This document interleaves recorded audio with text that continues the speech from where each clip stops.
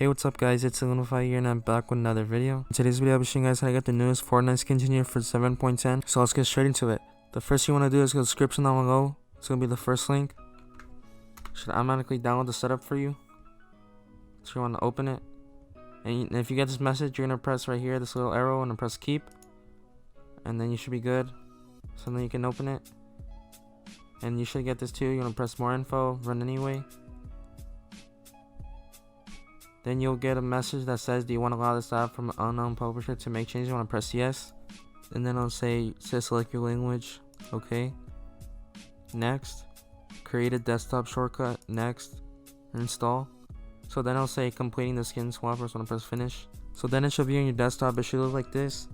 But first you want to go to properties. Compatibility. Run this program as administrator. Apply. And okay.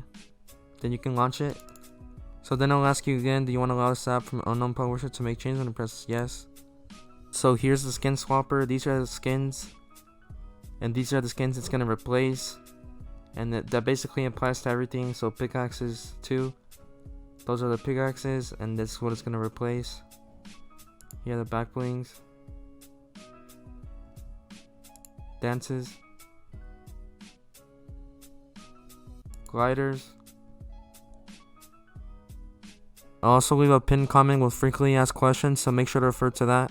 So in this video, I'll do the codename elf, which replaces the rogue agent. So I'm going to press convert. Then I'll say success. Codename elf has been replaced successfully. I'm going to press OK.